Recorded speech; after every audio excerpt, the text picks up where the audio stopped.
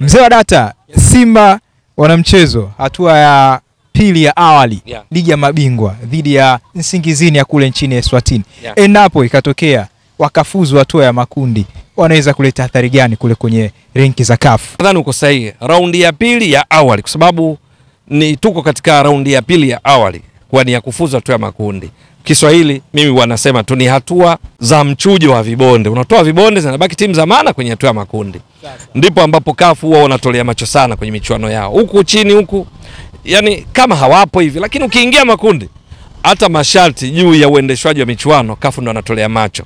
Hata mfungaji bora anapatikana kuanzia hatua ya makundi wa michuano ligi ya mabingwa na kombe la shirikisho. Turudi kwenye swali lako. Simba endapo watafanya kile ambacho Watanzania wengi tunatarajia na dunia wanaofuatilia mpira wa miguu na hasa wa Afrika wanatarajia, watawatoa Nsingizini Hotspur ya Eswatini. Kutakuwa na jambo kubwa sana kwao, kwa sababu wataendelea kujiimarisha katika nafasi yao kama miongoni mwa klabu 10 bora barani Afrika. Watazidi kuongeza point kwenye kapu la ligi kuu Tanzania bara, lakini kubwa kuliko yote wataendelea kupunguza wigo wa point baina yao na walio juu yao endapo tu watafuzu hatua ya makundi. Unajua kwa sababu gani? Hivi sasa kwa msimu wa 2025-26 orodha ya viwango vya ubora kwa klabu pointi zao zimebadilika na baadhi ya nafasi zimebadilika pia.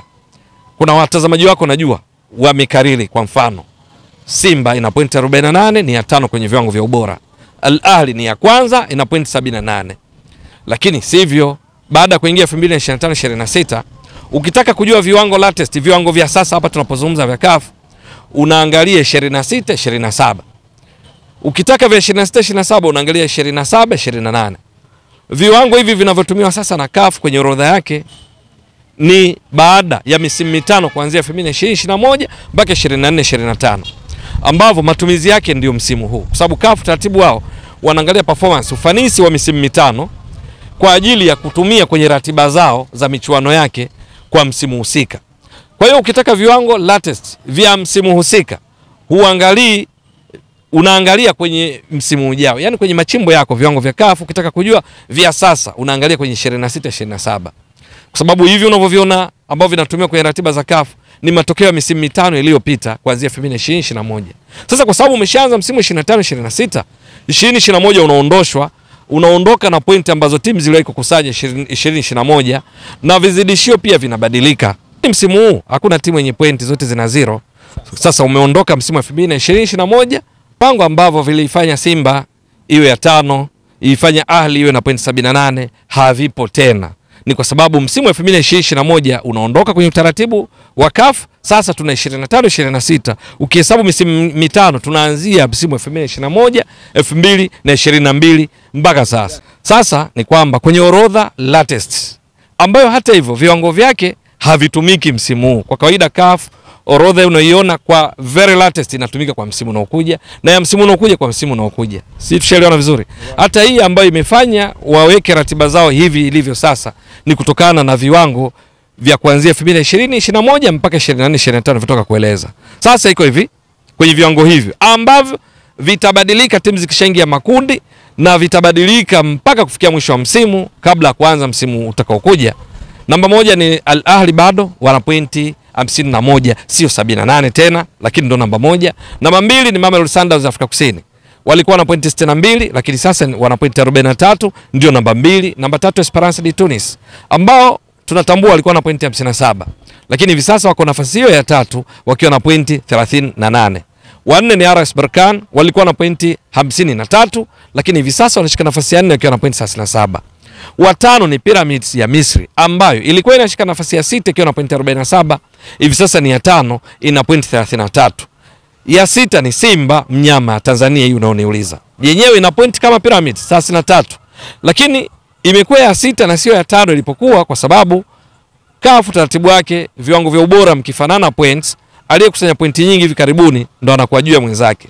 Pyramids walitoa ubingwa ligi ya mabingwa Kwa hiyo walipata pointi nyingi zaidi kwa sababu ukitoa ligi ya mabingwa ubingwa pointi 6 kwa msimu uliomalizika unazidisha mara 4 ni pointi 24. Simba walifika fainali kombe la shirikisho. Utaratibu wake walipata pointi 4. Ukizidisha mara 4 kwa msimu uliomalizika unapata pointi 16. Kwa hiyo Pyramids walivuna pointi 24 kati ya 23 kwenye msimu uliomalizika.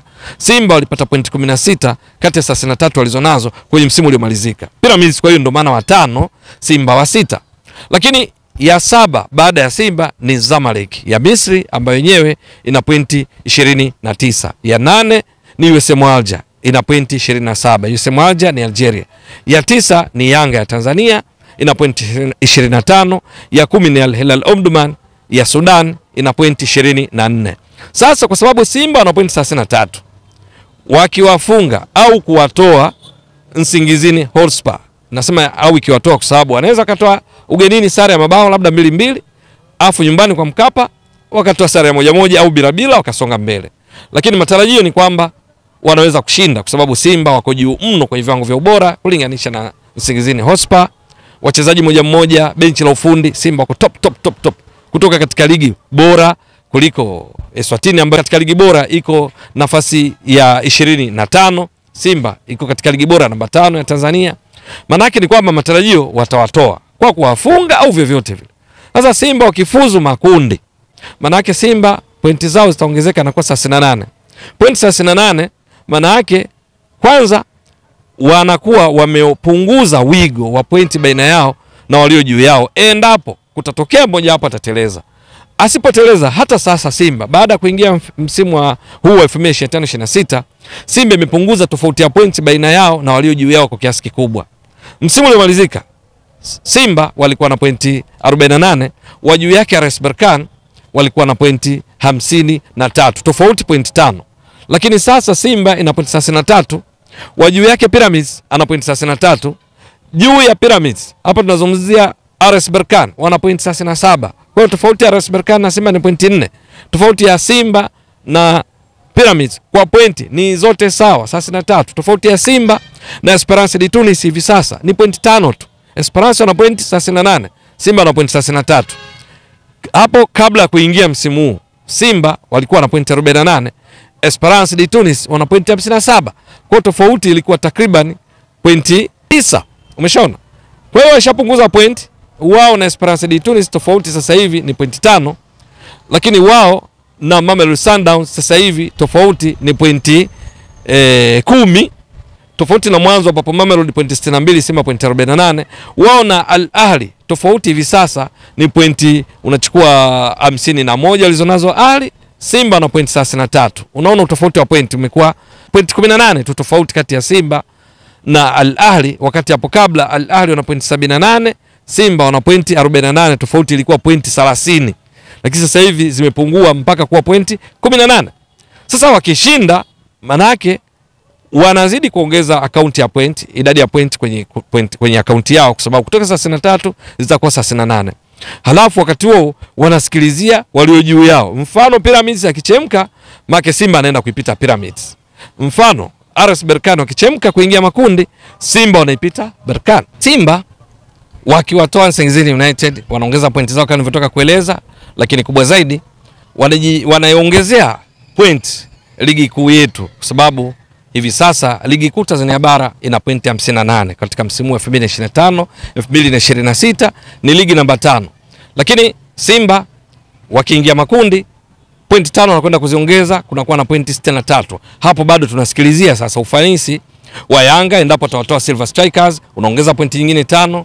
Tunasikilizia Singida Black Stars wakiingia tu ya makundi kombe la shirikisho kwa kuwatoa Flambeau ya Burundi unaongeza pointi 2.5. Tunasikilizia Azam FC wakiwatoa ndugu zao maana ni Watanzania wenzao KMKM wa Zanzibar nao kiingia makundi unaongeza pointi 2.5.